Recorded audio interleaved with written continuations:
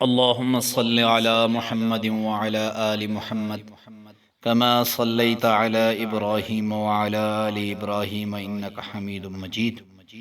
اللهم بارك على محمد وعلى آل محمد كما باركت على إبراهيم وعلى آل إبراهيم إنك حميد مجيد. لاکھوں کروڑوں درود و سلام امام الانبیاء، شفیع معظم، شافع محشر محمد مصطفیٰ صلی اللہ علیہ وسلم اور ان کی آل طیبین طاہرین پر. تو میرے بھائیوں، میری بہنوں، معاشرہ بے پناہ مسائل میں گھر چکا ہے، لیکن بعض مسائل ایسے ہوتے ہیں جن سے گھر ٹوٹنے کے قریب ہو جاتے ہیں، رشتے ٹوٹ جاتے ہیں، خاندان بکھر جاتے ہیں اور سارا خاندان ٹینشن میں مبتلا ہو جاتا ہے. ان میں بعض مسائل ایسے ہیں جیسے اگر بہو گھر لائی اور اس کے بعد بہو کو یا شوہر پسند نہیں یا شوہر کو بیوی پسند نہیں تو خاندان میں ٹینشن پڑ جاتی ہے اور سارا خاندان ٹینشن میں مبتلا ہو جاتا ہے. صبح شام گھر میں جھگڑے شروع ہو جاتے ہیں اور یہ مسئلہ ایسے ہے کہ اس مسئلے کی وجہ سے دو خاندان جو ہے وہ آمنے سامنے آ جاتے ہیں. تو میاں بیوی اگر خوش ہوں تو گھر میں والدین سب خوش ہوتے ہیں کہ ہم نے رشتہ کیا ہی اس لیے ہے کہ دونوں خوشی خوشی زندگی گزار سکیں.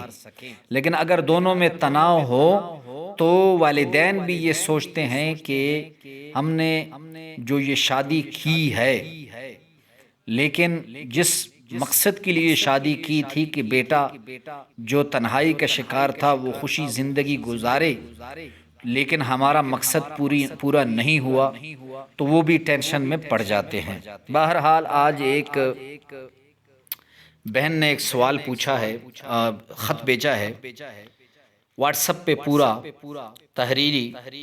فرماتی ہیں کہ میری بائی کی شادی کو 10 سال ہو گئے، ان کی 4 بیٹیاں ہیں. شادی سے پہلے وہ کسی دکان پر کام کیا کرتے تھے اور جب چھوٹے تھے تب بھی اسکول پڑھنے کا ان کا شوق نہیں تھا. بڑی مشکل سے والد نے ان کو میٹرک کرایا اور ذہن اتنا مضبوط ہے کہ جو پڑھا ہے آج تک یاد ہے. والدین نے کافی سمجھایا کہ اگر پڑھنا نہیں چاہتے کوئی کام سیکھ لو، کوئی ہنر سیکھ لو، تاکہ اگر پڑھائی نہیں کرتے تو کوئی ہنر ساتھ ہو تو کم از کم کل کو اگر ذمہ داری آئے تو اپنے بال بچوں کا پیٹ تو پال سکو.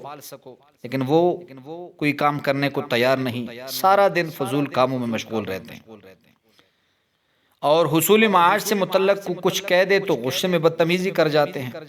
والدین نے شادی کرائی اس مقصد سے کہ شاید ذمہ داری آ جائے اور یہ صحیح راستے پہ چل پڑے، لیکن اب بیوی سے بھی جھگڑا کرنے لگ پڑتا ہے اور والد صاحب کی پینشن جو ہے وہ پورا خاندان اس سے گزارا کر رہا ہے.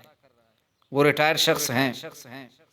بہرحال آپ کوئی وظیفہ بتا دیں کہ بھائی کو اچھا روزگار بھی ملے. اور سب سے بڑا مسئلہ یہ ہے کہ بیوی سے بہت زیادہ جھگڑا کرتے ہیں، بیوی ان کو سمجھاتی ہے تو جھگڑا کرنے لگ پڑتے ہیں. یہ میاں بیوی کا جو مسئلہ ہے یہ حل ہو جائے.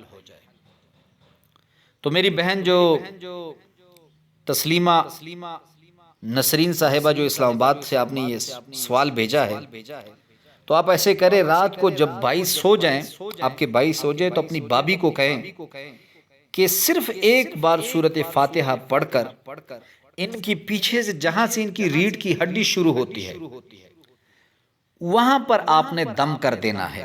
اور اگر وہاں دم نہیں کر سکتے پھر سر پر دم کر دی. بابی کو کہیں کہ وہ بھائی کے سر پر دم کر دے.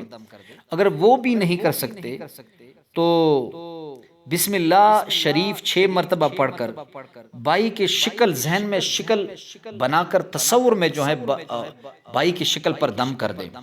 اللہ رب العزت آپ کے بھائی کے مزاج میں استحکام اور ذمہ داری بھی پیدا فرمائیں گے اور یہ شخص اپنی بیوی سے محبت بھی کرے گا انشاءاللہ العزیز۔